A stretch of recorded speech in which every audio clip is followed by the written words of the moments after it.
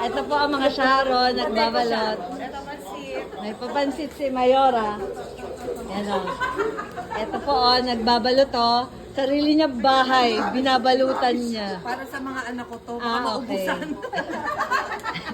Kasi po, nagbabalot po silang lahat. Takot po siyang maubusan.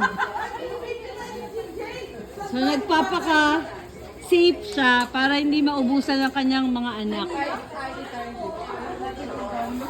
O eto, pati rambutan, sige lang. Pati yan, wag yan. Mahal yan.